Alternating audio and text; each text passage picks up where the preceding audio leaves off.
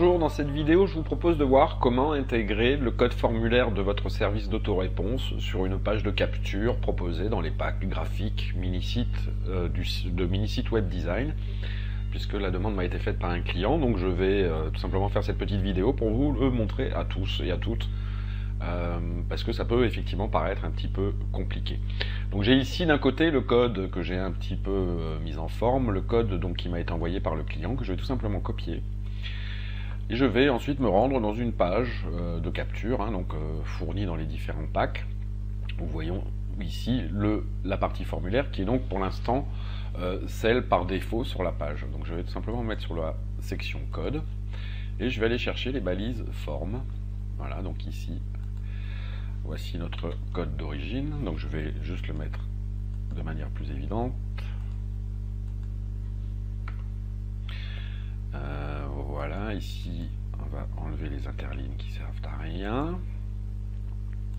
La première balise donc pour l'email avec les balises de fermeture, la balise d'ouverture ici donc, du champ texte pour l'email, et ici donc notre bouton.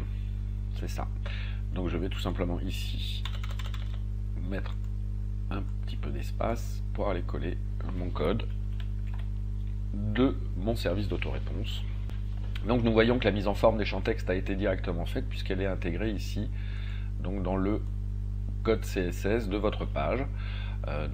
L'opération se fait elle toute seule. Alors quelles sont les balises qui sont importantes? Tout d'abord, ça va être toute cette partie là. Ici il y a en plus un JavaScript donc qui fera qu'il faudra publier la page pour pouvoir la tester.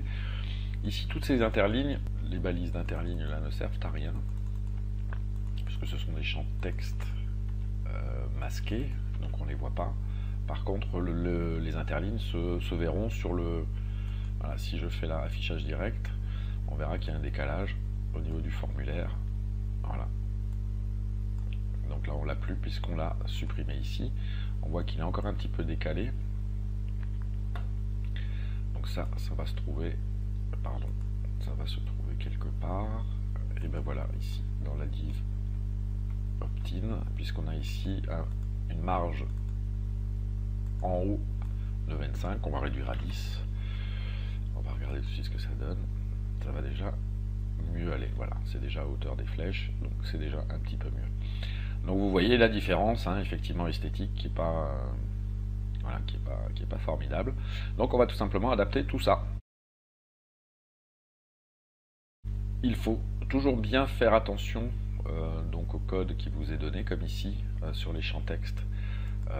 L'entrée c'est un type texte, la taille et ensuite le nom surtout, puisque c'est celui-là qui va donner les informations à votre autorépondeur.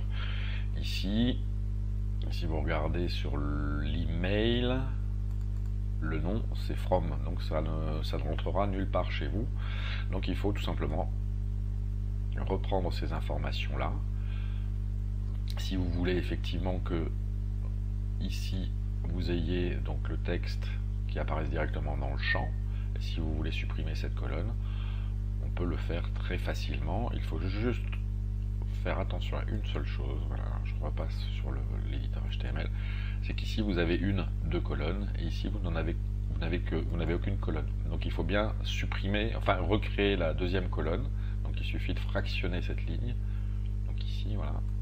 On va la faire en deux lignes, parce que le bouton, comme vous le voyez, est configuré sur la première colonne. Donc on va tout simplement le déplacer, on va le mettre là.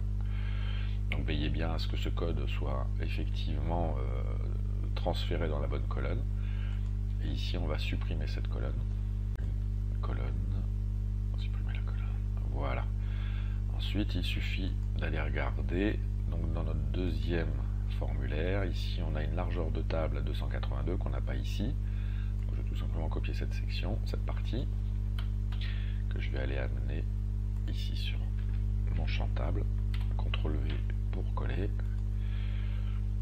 Je regarde, et effectivement, la largeur s'est adaptée. Donc, qu'est-ce qui nous reste ici à faire? C'est tout simplement modifier cette partie donc, du bouton. Donc, il suffit de regarder ce qu'il y est dit ici. Donc, le nom, c'est submit. Ici, c'est validé, donc il faut bien faire attention à ça. D'ailleurs, on va faire une chose pour le voir mieux encore, c'est que je vais directement copier cette ligne que je vais mettre en dessous de l'autre pour bien voir les différences. Alors on va les mettre comme ça, et ici je vais ajouter ma deuxième ligne. Donc ici il suffit de mettre le type image, voilà, l'identification, parce que je pense qu'ici il y a un code CSS également qui est mis en place, donc on va l'ajouter. La valeur, on ne va pas la modifier puisque c'est encore celle qui correspondra à votre service d'autoréponse, hein, puisqu'ici on a value submit, ici validé, donc c'est un fournisseur français. On va juste prendre cette partie-là, copier, donc ça c'est le style. Veillez bien aux espaces.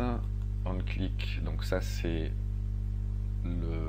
l'action qui sera faite, hein, donc ça renvoie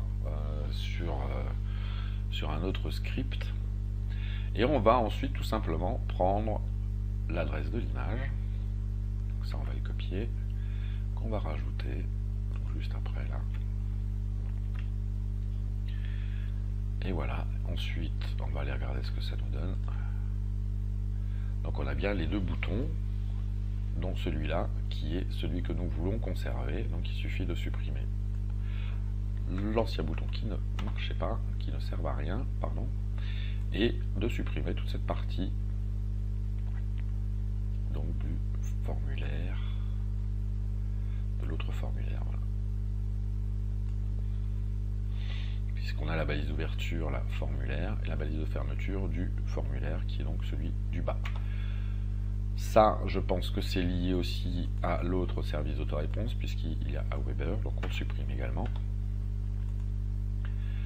Et nous voilà avec notre formulaire en place. Donc on peut aller regarder maintenant ce que ça donne. On va tout simplement l'enregistrer. Enregistrer sous index blue test.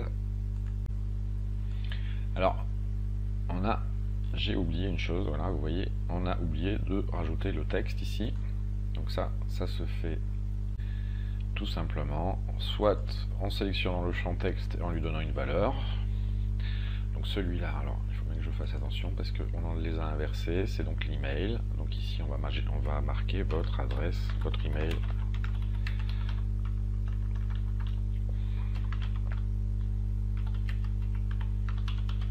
Principal.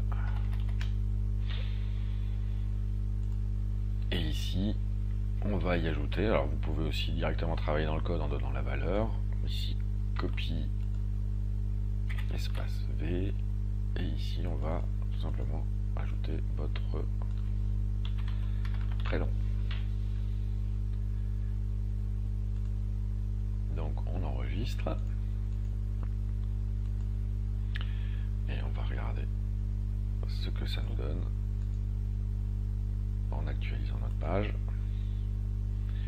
Et nous avons bien nos champs qui sont maintenant prédéfinis. Voilà, il ne reste plus qu'à publier la page et à tester effectivement les inscriptions, qu'elles se fassent bien sur votre liste d'autoréponse. Voilà, j'espère que cette vidéo vous aura été utile. Je vous dis à très bientôt.